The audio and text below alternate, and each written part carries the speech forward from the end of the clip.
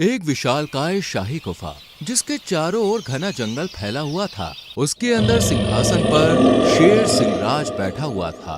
पास में उसकी खास सलाहकार एक काली चिड़िया ब्लैक बर्ड भी मौजूद थी। जंगल के कई जानवर दरबार में खड़े थे, लेकिन सभी डरे हुए लग रहे थे। तभी रानू चिड़िया और मीनू मौसी आगे बढ़ते हुए बोली, महाराज, जंगल के सभी प्राणी आपके शासन से खुश नहीं हैं। आप कभी उनकी परेशानियों को नहीं सुनते। एक राजा को अपनी प्रजा की देखभाल करनी चाहिए।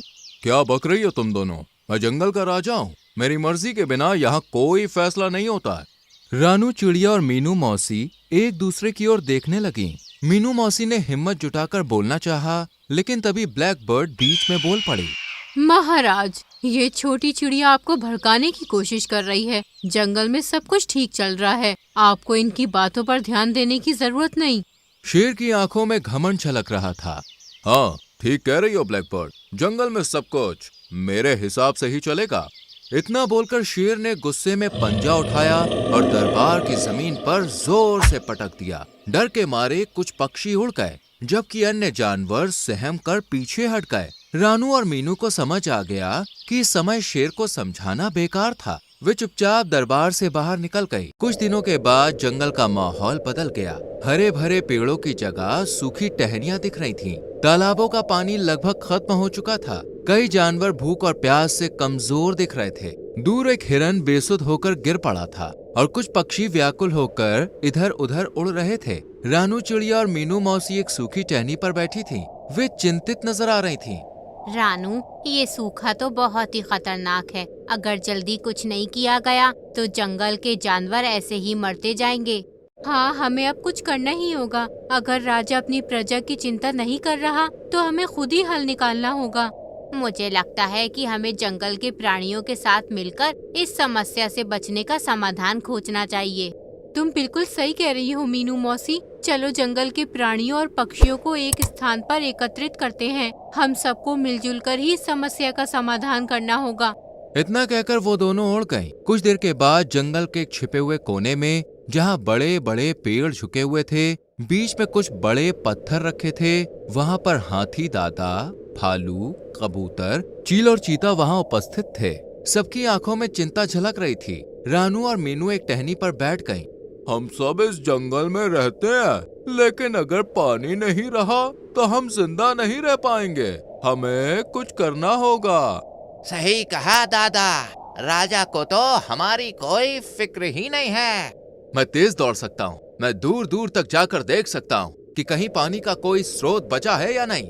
अगर कोई पुराना जल स्रोत है तो हमें उसकी जानकारी निकालनी होगी। रानू सब जानवरों की आंखों में उम्मीद की चमक देखकर मुस्कुराने लगी। लेकिन एक पेड़ के पीछे से दो चमकती आंखें झांक रही थीं। ये ब्लैक बर्ड थी, जो चुपचाप सब सुन रही थी। इधर शेर का महल जो अब वीरान लगने लगा था। चारों ओर सूखे पत्ते बिखरे हुए थे। शेर अपने सिंहासन पर बैठा ऊँग रहा था। तभी दरबार में तेजी से ब्लैक बर्ड आकर उसके पास बैठकर बोली, महाराज, जंगल में आपके खिलाफ बगावत हो रही है। क्या मतलब? रानू चिड़िया और मीनू मौसी जंगल के सभी जानवरों को आपके खिलाफ भड़का रही हैं। वो सब मिलकर आपके बिना इजाजत के मीटिंग कर रहे हैं। मुझसे बिना पूछे मीटिंग करने की उनकी हिम्मत कैसे हुई? जाओ, अभी बुलाओ उन दोनों को। मैं देखता हूँ कैसे जंगल में मेरे खिलाफ कोई साजिश रचता है।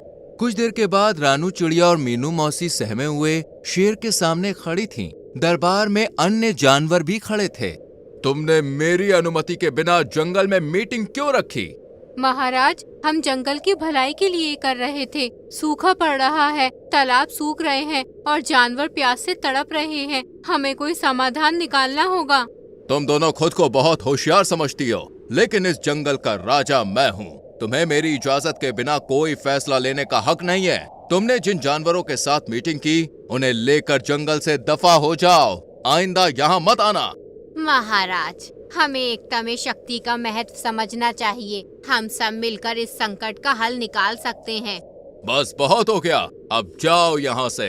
रानू और मीनू दुखी मन से दरबार से बाहर निकल गईं। कुछ देर के बाद रानू चिड़िया, मीनू मौसी और कुछ जानवर जंगल के कोने में इकट्ठा थे। उनके चेहरे पर चिंता थी। कबूतर ने गहरी सोच में डूबे हुए आसमान की ओर देखकर बोला, मुझे याद है, बहुत साल पहले जंगल के एक पुराने हिस्से में झरना था जो कभी नहीं सूखता था। शायद हमें वहाँ जाना चाहिए। अगर ऐसा है तो हमें देर नहीं करनी चाहिए। हमें तुरंत ही वहाँ पे जाना चाहिए। सभी जानवरों ने एक दूसरे की ओर देखकर और सहमति में सर हिलाते हुए झरने की खोज में निकल पड़े। जंगल का रास्ता मुश्किल था। चारों ओर सूखे पेड़ थे। तेज धूप से सभी परेशान थे, लेकिन फिर भी वे आगे बढ़ते रहे। अचानक झाड़ियों से दो भेड़िया निकलकर सामने आ गए। उनकी आंखों में भूख और क्रूरता थी। जानवर घबरा गए। हमें इनसे निपटना होगा, नहीं तो हम आगे नहीं बढ़ पाएंगे। तुम्हें यहाँ से जाना होगा, वरना अच्छा नहीं होगा।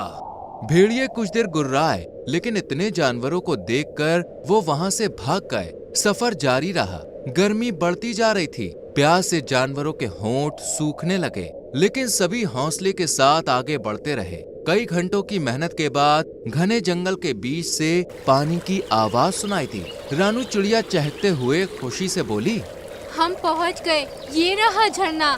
सभी जानवर खुशी से झरने की ओर दौड़ पड़े। झरना अब भी बह रहा था और उसके चारों ओर हरियाली थी। वहाँ की ठंडी हवा से सभी को राहत मिलने लगी। वो सभी पानी पीने लगे। उन सब ने जंगल के उसी हिस्से में बसने का फैसला कर लिया। देखा, जब हम सब एकजुट हुए तो हमें रास्ता मिल ही गया। इधर शेर का जंगल वीरान हो चुका था। सूखे पेड़, खाली तालाब और इधर उधर भटकते कुछ जानवर नजर आ रहे थे। शेर अपनी गुफा के बाहर बैठा था। उसकी हालत कमजोर हो चुकी थी। भूख और प्यास से उसकी चाल लड़खड़ा रही थी। क्या ये वही जंगल है जिस पर मैं राज करता था? यहाँ तो कुछ भी नहीं बचा। ब्लैकबर्ड एक डाल पर बैठी हुई थी। महाराज, धैर्य रखें, बारिश आएगी और सब कुछ पहले जैसा हो जाएगा।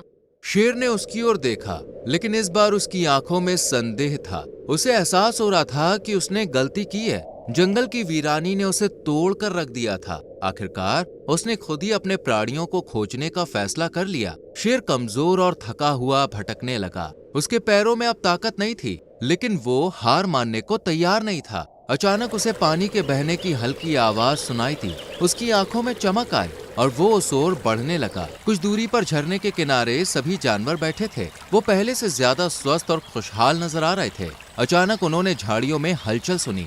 ये आवाज, कोई आ रहा है। सभी जानवर सतर्क हो गए। तभी झाड़ियों में से एक कमजोर और थका हुआ शेर बाहर निकल के आया। उसे देखकर सभी चौंक गए। महाराज, आप यहाँ? शेर की आंखों में अहंकार की जगह पश्चाताप था। लीजिए महाराज, पानी पीजिए। तुम लोग सही कह रही थी। एक राजा की शक्ति उसकी प्रजा होती है। जब प्रजा खुशहाल होगी तभी जंगल भी समृद्ध होगा। मुझे माफ कर दो। महाराज, आपकी गलती बहुत बड़ी थी, लेकिन अगर आप वास्तव में बदलना चाहते हैं तो हम आपको एक और मौका देंगे। तभी शेर की नजर पेड़ की डाल पर बैठी ब्लैकबर्ड पर पड़ी। उसके चेहरे पर एक कठोरता आ गई। इस जंगल में जितनी भी फूट और नफरत फैली, उसका कारण यही थी। इसे अब यहाँ रहने का अधिकार नहीं। ब्लैकबर्ड घबराकर फड़फड़ाने लगी, लेकिन शेर की दहाड़ सुनकर वो तुरंत वहाँ से उड़ गई और फिर कभी लौट के नहीं आई। कुछ ही दिनों में जंगल फिर से बसने लगा। अचानक एक सुबह काले बादल छा गए और तेज बारिश होने लगी। सूखे पेड़ फिर से हरे भरे हो गए। तालाबों में पानी भर गया और पूरी प्रकृति जीवंत हो उठी। सभी जानवर खुशी से झूम उठे। अब जंगल में हमेशा के लिए खुशहाली बनी रहेगी, क्योंकि अब यहाँ एकता और प्रेम का राज होगा। रानू चिड़िया ने सही कहा था। एकता में शक्ति होती है। एक अच्छा राजा वही होता है जो अपनी प्रजा का सम्मान करता है और उनकी भलाई के लिए काम करता है। अहंकार और स्वार्थ से कुछ नहीं मिलता, लेकिन प्रेम और सहयोग से जीवन संवर सकता है। तो दोस्तों, कैसी लगी आपको हमारी ये कहानी? अगर कहानी अच्छी लगी हो तो वीडियो को लाइक